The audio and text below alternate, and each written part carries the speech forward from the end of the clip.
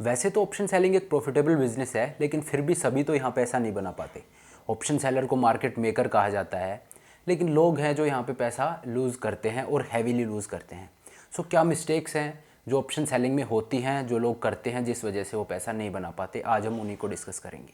So hello everyone, this is Satpal and you are watching option sellers. और आज हम बात कर रहे हैं ऑप्शन सेलिंग में टॉप 5 मिस्टेक्स की जो हम लोग करते हैं। सो चलिए इस वीडियो को शुरू करते हैं।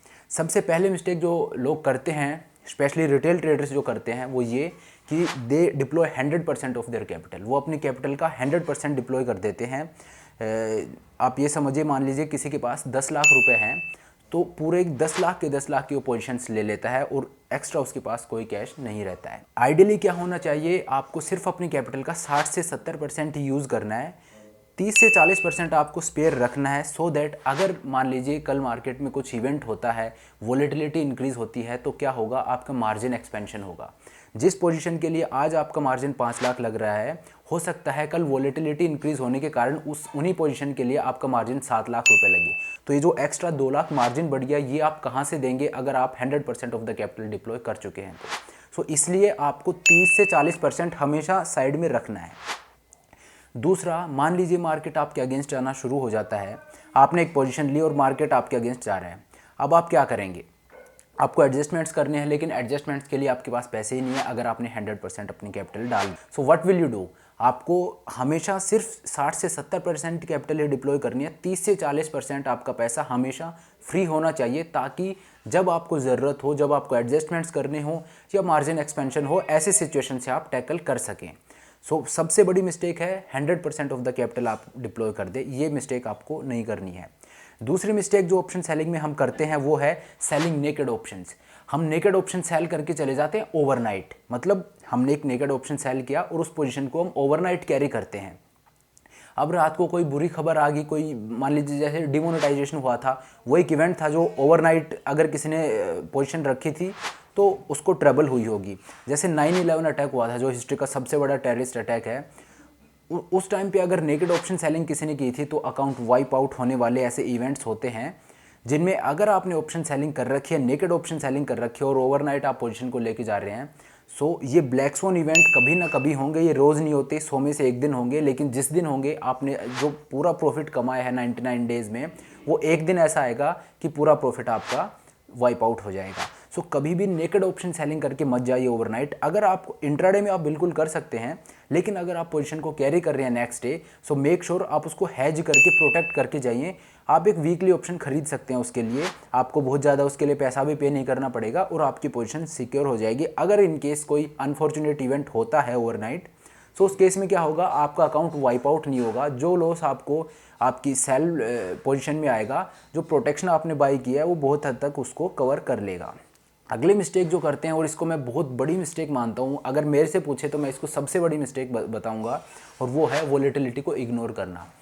बीइंग ए ऑप्शन ट्रेडर आप वोलेटिलिटी को इग्नोर नहीं कर सकते। You have to know it in the first place, क्योंकि आप एक ऑप्शन ट्रेडर हो, चाहे आप ऑप्शन सेलर हो, चाहे ऑप्शन बायर हो, वोलेटिलिटी आपकी फर्स्ट कंसिडरेशन होनी चाहिए किसी भी ट्रेड को इनिशिएट करने से पहले।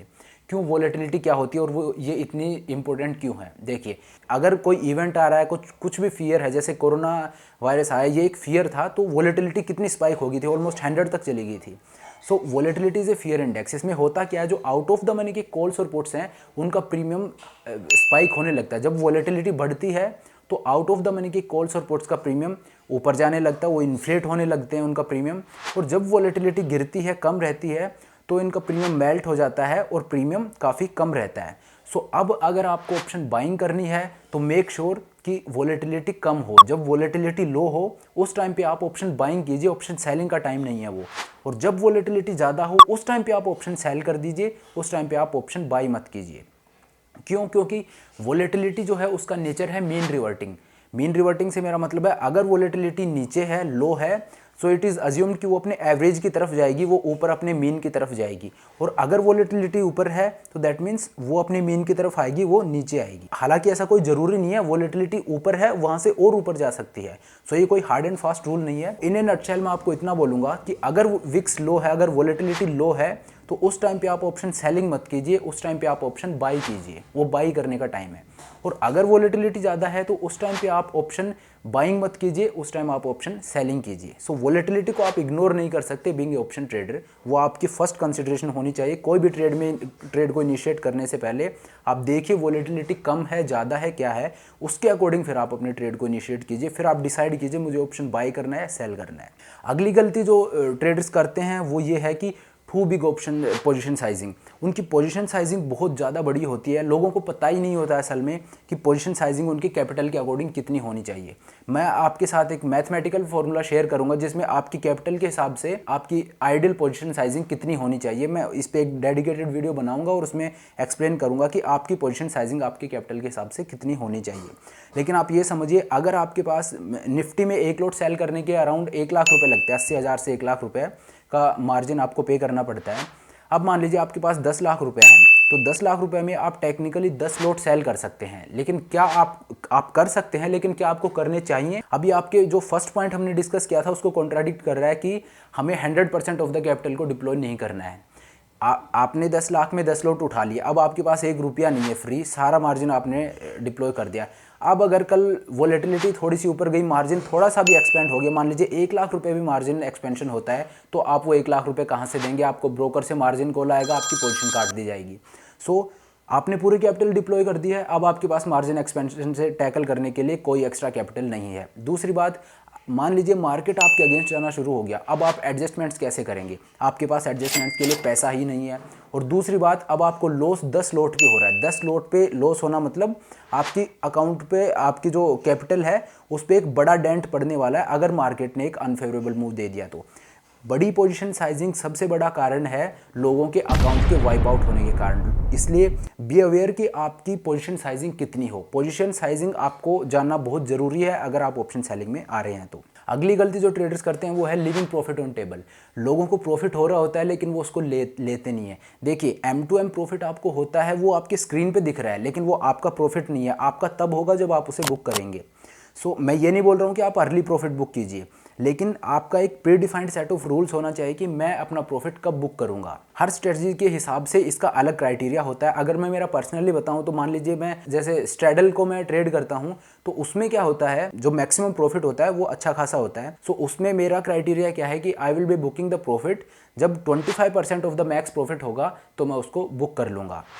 सेम अगर मैं स्ट्रैंगल ट्रेड कर रहा हूँ, उसमें मेरा क्राइटेरिया है कि जब मैक्सिमम प्रॉफिट का 50% होगा तो मैं बुक कर लूँगा।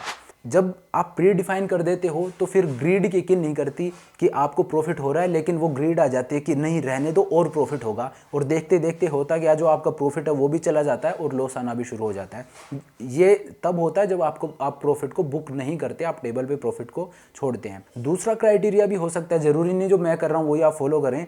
दूसरा होता है मार्जिन बेस्ड। मान लीजिए आपने जितना मार्जिन डिप्लॉय किया तो आप पहले डिफाइन कीजिए कि मैं जितना मार्जिन पे करूंगा उसका 5% प्रॉफिट टारगेट है मेरा। मान लीजिए आपने कोई पोजीशन ली और 1 लाख रुपए उसका मार्जिन पे किया, तो अब आपका प्रॉफिट टारगेट क्या होगा कि मैं जो मार्जिन मैंने 1 लाख पे किया उसका 5% जब मुझे प्रॉफिट हो जाएगा तो मैं इस प्रॉफिट को बुक कर लूँगा, इस पोजीशन से मैं एग्जिट हो जाऊँगा। अब 1 लाख का मार्जिन आपने दिया है तो 1 लाख का 5% हो गया 5,000। तो जब भी उस पोजीशन में आपको 5,000 का प्रॉफिट हो, आप उस प्रॉफिट को बुक करके और निकल जाइए। प्रॉफिट को कभी भी टेबल पर मत छोड़िए। आपके pre defined set of rules होने चाहिए कि मुझे प्रॉफिट टेकिंग कब करनी है, मेरा प्रॉफिट टारगेट क्या है। अगर ये नहीं होता है तो फिर it will lead to emotional trading. फिर आप इमोशनल ट्रेड करने लग जाएंगे, आप एक कटी पतंग हो जाएंगे, हवा के साथ बह रहे हैं, आपकी कोई ग्राउंड नहीं है। सो मेक श्योर कि आपके पहले से डिफाइंड सेट ऑफ रूल्स हों कि मुझे प्रॉफिट कब बुक करना है। सो ये 5 सबसे बड़ी गलतियां हैं जो लोग ऑप्शन ट्रेडिंग में करते हैं। अगर आप में पेशेंस है, डिसिप्लिन है और आप ये गलतियां नहीं करते हैं तो I am telling you option selling से अच्छा कोई बिजनेस नहीं है। सो 5 गलतियां मैं एक बार फिर रिपीट कर देता हूँ। पहली, 100% कैपिटल से लोग ट्रेड करते हैं। दूसरी, ऑप्शन सेलिंग करते हैं नेकेड ऑप्शन सेलिंग ओवरनाइट करके जाते हैं। तीसरी, वो वोलेटिलिटी को इग्नोर करते हैं। चौथी, उनकी पोजीशन साइजिंग बहुत बड़ी होती है। और पांचवी, वो प्रॉफिट को बुक नहीं करते, they leave the profit on the table. So ये 5 मिस्टेक्स हैं जो आपको नहीं करनी है। देखिए, ऑप्शन सेलिंग में आपको मिस्टेक कम से कम करनी है। कोई भी बिजनेस हो, बट यहाँ पे हम ऑप्शन सेलिंग की बात कर रहे हैं। अगर आप मिस्टेक कम से कम करेंगे तो ये आपके ट्रेडिंग रिजल्ट्स में आपको ये जो रिजल्ट्स हैं वो रिफ्लेक्ट होने लग जाएंगे, जो पॉजिटिव रिजल्ट्स होने वाले हैं अगर आप मिस्टेक्स नहीं करते हैं। So thank you so much ये वीडियो देखने के लिए। और अगर आपको वीडियो अच्छा लगा, आपको लगा कि एज ए ट्रेडर आप में कुछ वैल्यू एडिशन हुई है, तो प्लीज़ इस वीडियो को लाइक कीजिए, चैनल को सब्सक्राइब कर सकते हैं। So this is Satpal signing off. Thank you so much.